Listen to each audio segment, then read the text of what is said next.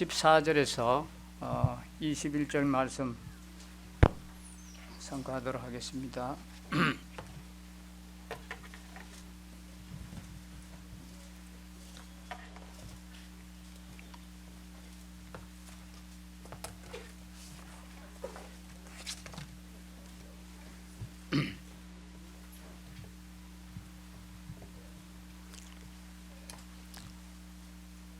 교독하도록 하겠습니다. 제가 먼저 읽겠습니다. 이러므로 내가 하늘과 땅에 있는 각 족속에게 그의 영광의 풍성함을 따라 그의 성령으로 말미암아 너희 속 사람을 능력으로 강건하게 하시오며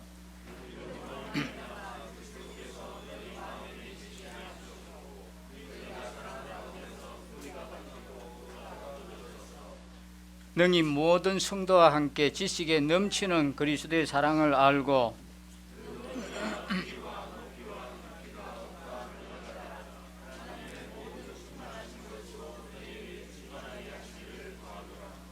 우리 가운데서 역사하시는 능력대로 우리가 구하거나 생각하는 모든 것에 더 넘치도록 능히 하실 이에게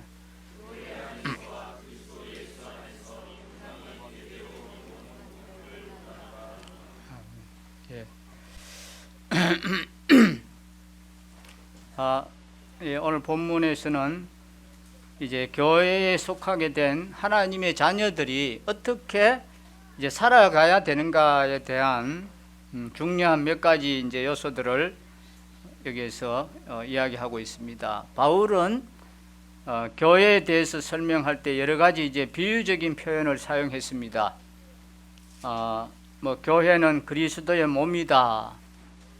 또 등등 이야기를 했습니다. 오늘 본문에서는 교회는 하나님의 가족이다 이라는 이 사실을 강조하고 있습니다. 그러면서 하나님의 가족의 한 일원이 된 나는 하나님의 가족의 한 일원으로서 어떻게 이제 살 것인가 하는 즉 하나님의 가족다운 삶에 대한 그 가르침을 여기 기록하고 있습니다. 먼저 하나님의 가족에 대해서 한번 생각해 보겠습니다. 14절 보십시다.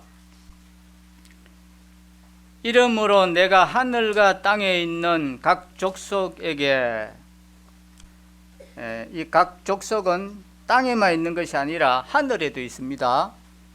하늘에 있는 하나님의 가족, 또 땅에 있는 하나님의 가족. 이 족속이란 말은 이제 가족이란 그런 말입니다. 하늘에는 어떤 가족들이 있습니까? 예수님을 이제 믿으시고 먼저 이 세상을 떠난 우리의 신앙의 선배들이 거기에 계십니다. 또 그들은 하늘에 있는 하나님의 가족입니다. 그리고 인류라는 족속 말고 또 다른 하나님의 가족이 하늘에 있습니다. 하나님께서 지어주신 바로 이 천사들입니다. 이들은 땅에 있는 하나님의 가족들과 더불어 하나의 이제 공동체를 이루고 있습니다. 하나님의 이제 가족을 위한 기도를 보겠습니다. 14절 보십시다. 이러므로 내가 하늘과 땅에 있는 각 족속에게 이름을 주신 아버지 앞에 무릎을 꿇고 비노니 했습니다. 바울은 여기서 하나님을 어떻게 부르고 있습니까? 하나님을 어떻게 부르고 있습니까? 아버지라고 부르고 있죠. 아버지 그랬습니다. 참 이 아버지라는 말은 얼마나 감동됩니까? 가장 영광스럽고 가장 아름답고 또 가장 친근한 그런 표현이 아버지입니다. 우리가 하나님을 향해서 부를 수 있는 가장 고상하고 능력 있는 이 언어가 바로 아버지입니다. 아버지. 그 아버지 앞에 무릎을 꿇고 비노니 그랬습니다. 바울은 하나님 아버지 앞에 하나님의 자녀가 된 모든 이들을 위해서 기도합니다. 자, 이제 16절 보십시다. 그의 영광의 풍성함을 따라 그의 성령으로 말미암아 너희 속 사람을 능력으로 강건하게 하시오며 그랬습니다. 바울은 하나님 앞에 우리의 이 속사람의 강건을 위해서 기도하고 있습니다. 우리가 하나님의 자녀가 되기 전에는 우리가 또 참된 신앙을 갖기 전에는 우리는 모두 다 어디에 관심이 많았습니까? 우리는 이 겉사람에 대해서 관심이 많았습니다. 우리의 용모와 또 우리의 인기와 명예와 부와 이런 모두가 다 그 사람에게 속한 것입니다. 우리는 사람을 평가할 때 뭐로 보고 판단합니까? 그 사람을 보고 판단합니다. 그 사람이 돈이 얼마나 많이 가지고 있느냐, 어떤 좋은 차를 타고 다니느냐, 어떤 좋은 메이크업을 입고 있느냐, 이걸 보고 사람들은 판단을 합니다.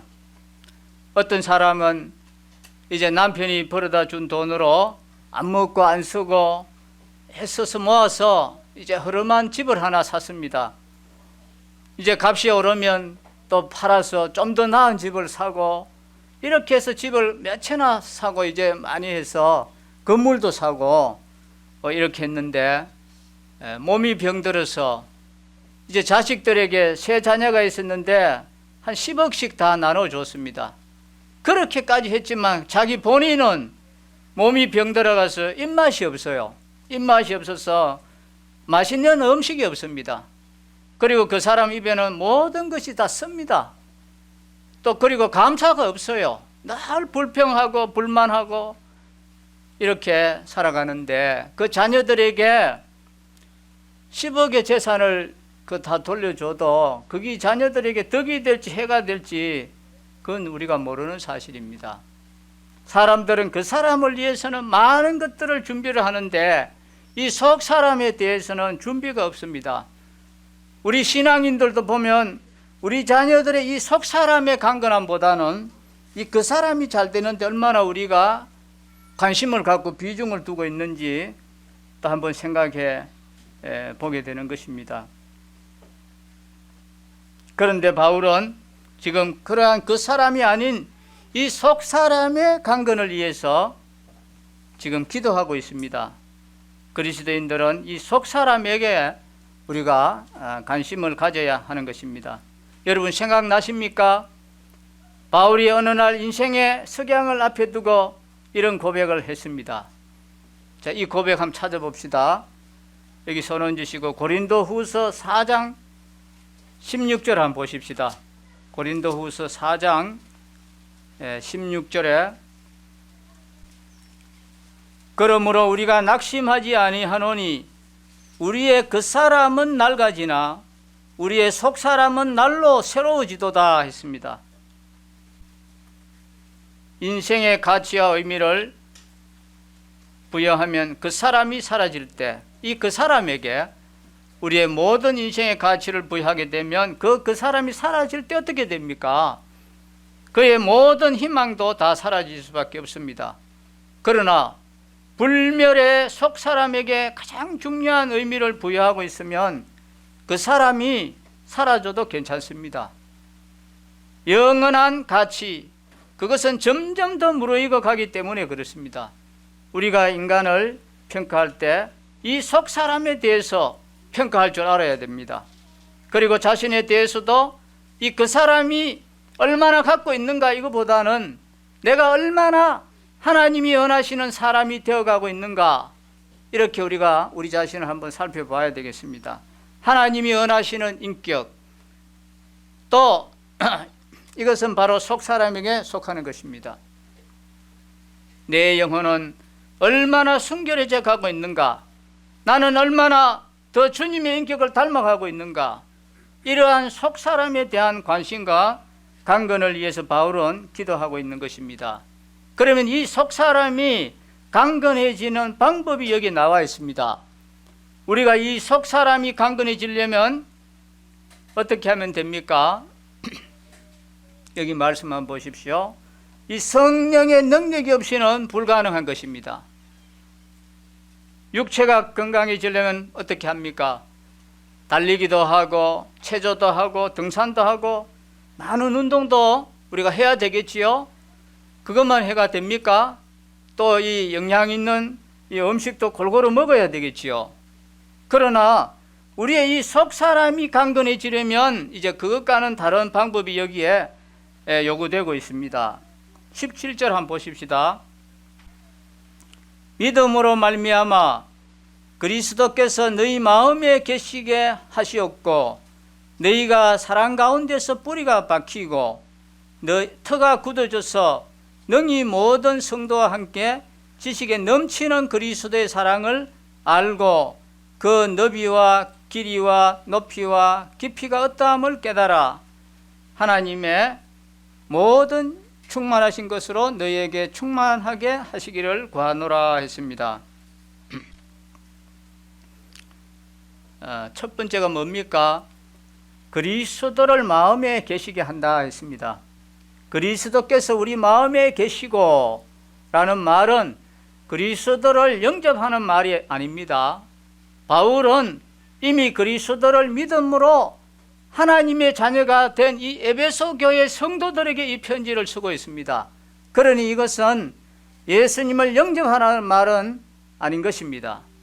이것은 이미 우리 안에 계신 그리스도가 편안히 계실 수 있도록 하라는 뜻입니다. 이번에 제가 대구시청 공무직에 들어갔는데 참 경쟁이 셌는데 어떻게 제가 청소 경력도 없는 사람이 들어왔는지 옆에 동료들이 좀 의아한가 봐요. 그래서 아마 시청이 높은 분이 알고 있나 이렇게 지금 제가 오해도 받고 있는데, 그래서 제가 이야기했습니다. 저는 시청에 아는 분도 아무도 안 계시고 제가 하나님 앞에 기도를 많이 했습니다. 그랬어요. 왜냐하면 사람들은 뭐 어디 무슨 일에 결과 그런 걸 굉장히 관심을 많이 가졌습니다. 그래서 저는 하나님을 소개하기 위해서 저는 하나님 앞에 기도를 많이 했습니다. 저는 하나님 아버지 빼기지 다른 사람은 저 아는 사람 한 사람도 없습니다 하고 이제 그런 이야기를 했습니다. 그런데 이제 여자분이 13분이고 이제 남자분이 3명 총 16분인데 그 중에 한 분이 그런 이야기를 했어요. 이번에 반장이 바뀌고부터 참 이 직장에 오면은 뭔가 모르게 마음이 편안함을 느낀다.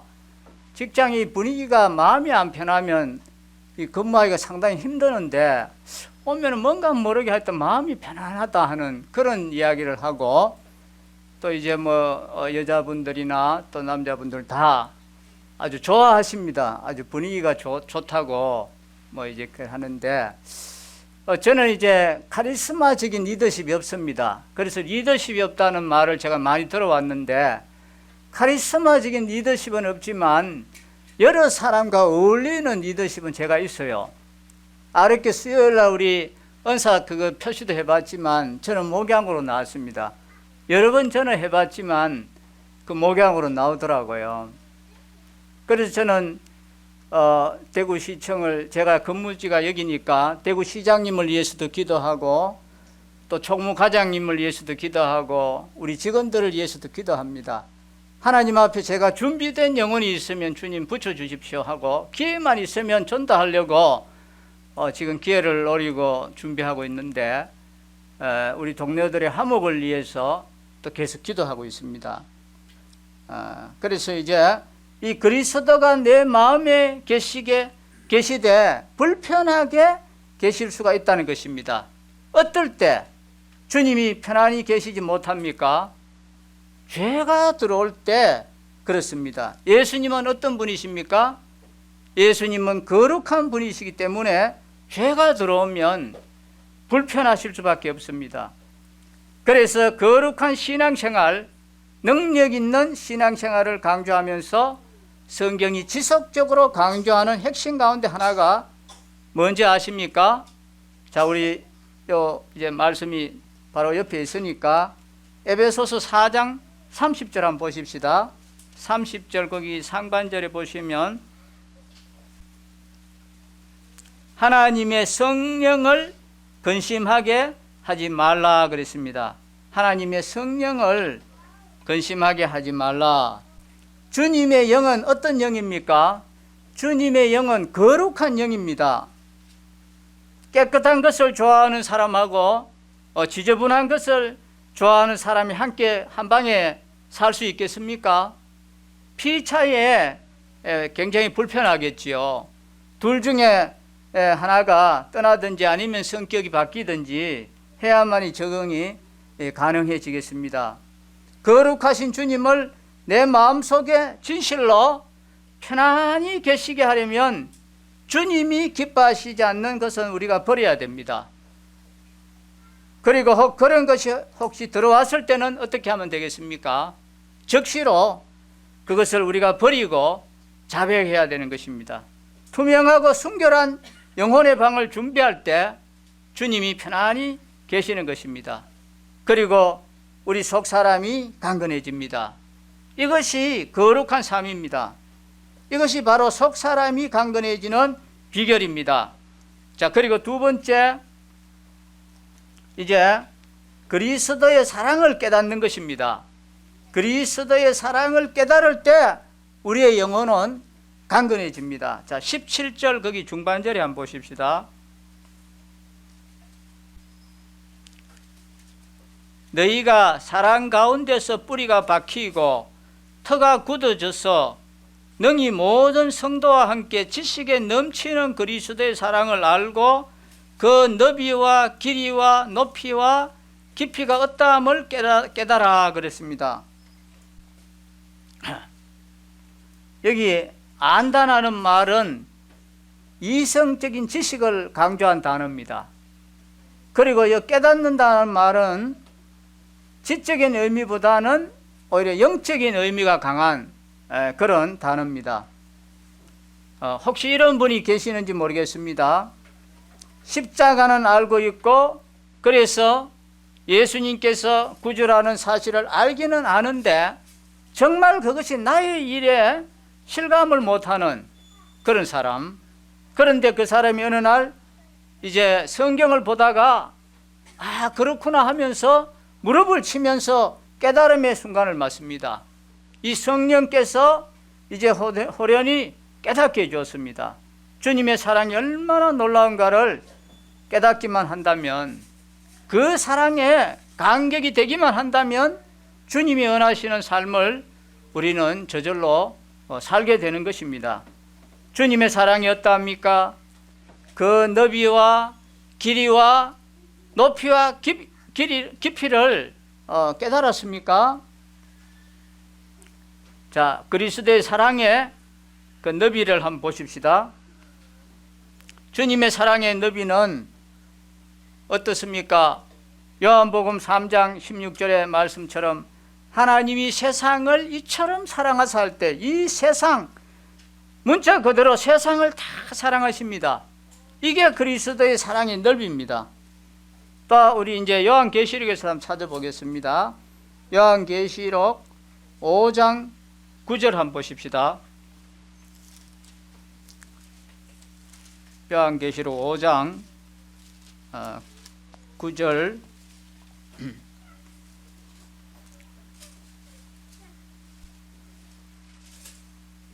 그들이 새 노래를 불러 이르되 두루마리를 가지시고 그 인봉을 떼기에 합당하시도다. 일찍이 죽임을 당하사 각 족속과 방언과 백성과 나라 가운데서 사람들을 피로 사서 하나님께 드리시고 그들로 우리 하나님 앞에서 나라와 제사장들을 삼으셨으니 그들이 땅에서 왕노릇 하리로다 했습니다.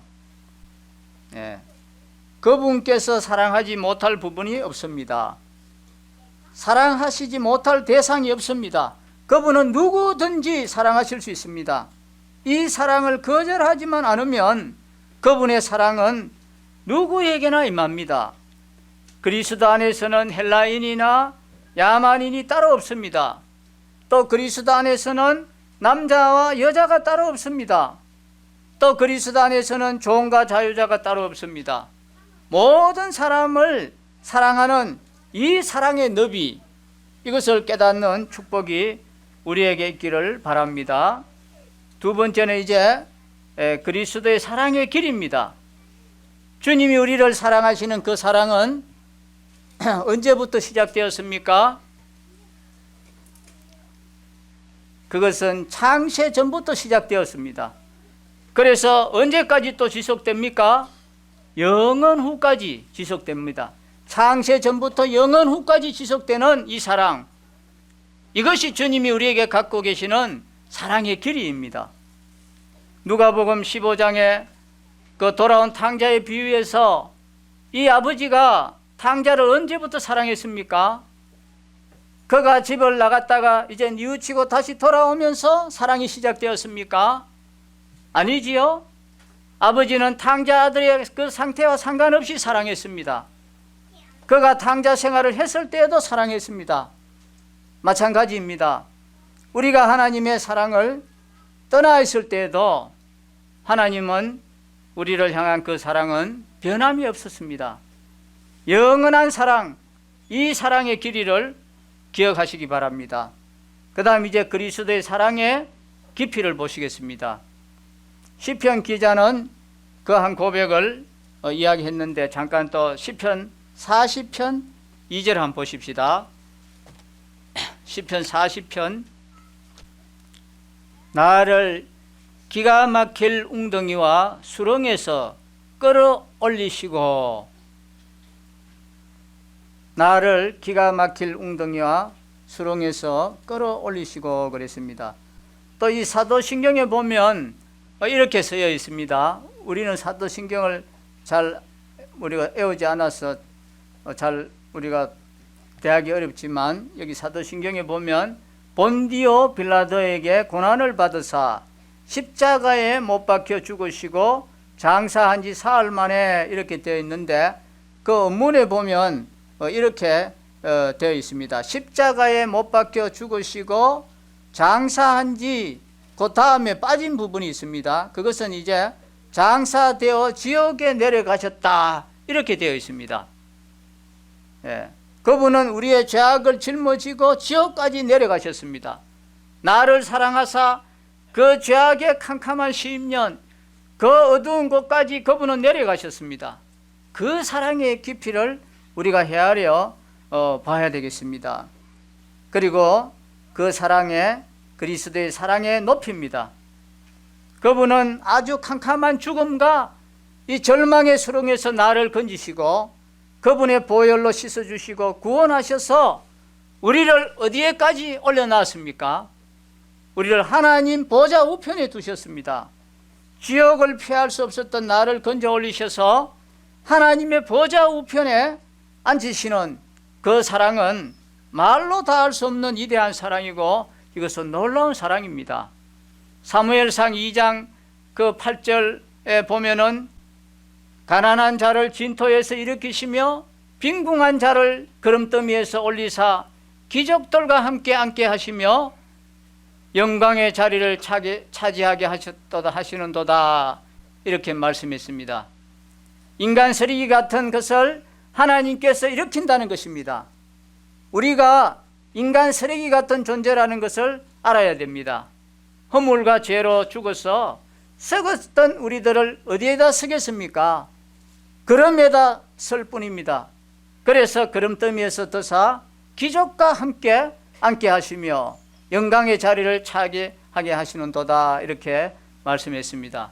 이것은 한나가 사무엘을 낳은 후에 너무너무 감격해서 사무엘을 하나님께 바치면서 이 노래를 불렀습니다.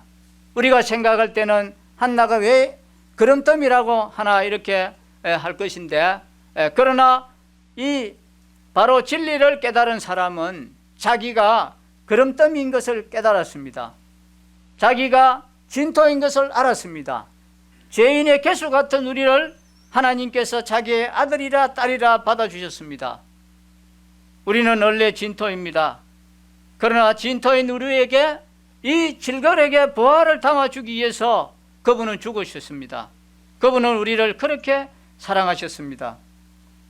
얼마나 놀라운 사랑입니까?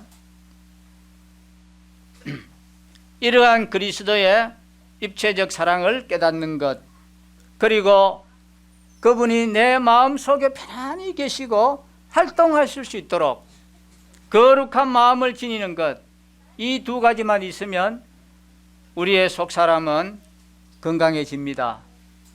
내 신앙은 얼마나 건강합니까? 그 건강을 체크해 볼 수 있는 가장 좋은 척도가 뭡니까? 여러분이 얼마나 주님을 사랑하고 있는가입니다. 여러분이 얼마나 주님을 사랑하고 있는가? 주님을 사랑하고 있는 만큼 여러분의 영혼은 건강해지는 것입니다. 그런 건강한 자녀들에게 주님께서 약속하신 축복이 참으로 굉장합니다. 자, 20절 한번 보십시다. 우리 가운데서 역사하시는 능력대로 우리가 구하거나 생각하는 모든 것에 더 넘치도록 능히 하실 이에게 교회 안에서와 그리스도 예수 안에서 영광이 대대로 영원 무궁하기를 원하노라. 아멘 했습니다. 그분은 구하는 것, 또 생각하는 것에 더 넘치도록 해주십니다. 주님이 그 마음의 주인이 되도록 하고 주님의 사랑을 진심으로 깨닫고 있는 사람에게 그렇게 해주신다고 했습니다. 자, 예를 하나 들어보겠습니다. 제가 많은 저의 이웃들 중에서 어떤 사람을 제일 좋아할 것 같습니까? 제일 좋아하는 사람은 저의 자녀들에게 특별하게 관심을 많이 가져주는 사람, 그런 사람은 제가 좋아하지 않겠습니까? 여러분은 어떻습니까? 여러분의 자녀에게 관심을 가져주면 좋지 않겠습니까? 하나님께서도 어떠한 사람을 좋아할 것 같습니까? 바로 하나님의 아들을 좋아하는 사람, 그 사람을 하나님도 좋아하십니다. 주님을 사랑하는 사람은 주님의 아버지 하나님께로부터 사랑을 받습니다. 참으로 하나님의 독생자 예수 그리스도를 사랑하고 그 사랑 가운데 거하는 자에게 하나님은 어떤 축복을 주신다고 했습니까? 구하는 것이나 생각하는 것에 더 넘치도록 주고 싶어하는 이 하나님의 마음, 바로 이것을 여기에서 이야기하고 있는 것입니다. 주님의 사랑의 간격 속에서 우리가 많은 날들을 살아갔으면 좋겠습니다. 오늘 이 말씀 다시 한번 요약해 보면, 바울은 하나님 앞에 우리의 이 석 사람의 강건을 위해서 기도하고 있습니다. 이 석 사람이 강건해지기 위해서는 첫 번째 뭐라고 했습니까? 그리스도를 마음에 계시게 한다고 했습니다. 주님께서 우리의 마음의 주인이 되도록, 주님께서 우리 마음에 불편함이 없도록 계시도록 해주시는 겁니다. 그리고 두 번째가 뭡니까? 그리스도의 사랑을 깨닫는 것입니다. 그리스도의 사랑의 넓이와 길이와 높이와 깊이를 깨닫는 것입니다. 그 사랑의 넓이는 어떻습니까? 모든 세상 사람 다 압니다. 남자나 여자나 또 종이나 자유자나 부자나 거지 나사로와 같은 자나 도덕적인 자나 십자가의 강도와 같은 자나 아프리카 사람이나 미국 사람이나 부자나 가난한 자 할 것 없이 하나님은 모든 사람을 향해서 다 받아주시는 사랑, 이것이 그리스도의 사랑의 너비입니다. 그리고 그리스도의 사랑의 길이는 어떻습니까? 이것은 창세 전부터 영원까지 변함이 없는 사랑입니다. 탕자가 아버지를 떠났을 때, 타락했을 그때도 아버지는 사랑하고 돌아오기를 기다리고 있는 그 아버지의 사랑, 이것이 그리스도의 길이의 사랑의 길입니다. 우리가 죄인 되었을 때, 우리가 잘나서 그랬을 때가 아니라 죄인 되었을 때, 밑바닥에 있을 때까지도 사랑하신 그 주님의 사랑의 그 길입니다. 또 그 높이는 어떻습니까? 진토와 같은, 인간 쓰레기와 같은 우리를 가장 높이시고 귀하게 여기시고 하나님 보좌 우편에까지 올려주시는 이러한 우리의 삶에서도, 직장에서도, 어디에서도 우리를 높여주시는 이 그리스도의 사랑의 그 높이입니다. 또 깊이는 뭐랍니까? 우리 주님께서 나 같은 이러한 자도 사랑하시기 위해서 주님은 지옥의 그 고통에까지 내려가는 그 아픔과 고통을 감당하시면서 우리를 사랑하신 이 그리스도의 사랑의 깊이입니다. 이러한 사랑을 우리가 깨닫는 것이 필요합니다. 그래서 내 신앙은 얼마나 건강한가, 여러분의 신앙이 지금 얼마나 건강한가는 여러분이 그리스도를 얼마나 사랑하고 있는가, 이것만큼 똑같습니다. 이거하고 똑같습니다. 여러분이 사랑하는 만큼 여러분의 영적 신앙의 건강 척도는 그거와 비례한다고 볼 수 있습니다. 주님이 그 마음의 주인이 되도록 하고 주님의 사랑을 진심으로 깨닫고 있는 사람에게 하나님께서 어떤 축복을 주신다 했습니까? 구하는 것이나 생각하는 모든 것이 더 넘치도록 해주신다 했습니다. 이런 축복을 여러분도 받고 싶지 않습니까? 주님께서 약속하신 축복을 여러분과 저와 모두가 이런 축복을 받았으면 좋겠습니다. 기도하겠습니다.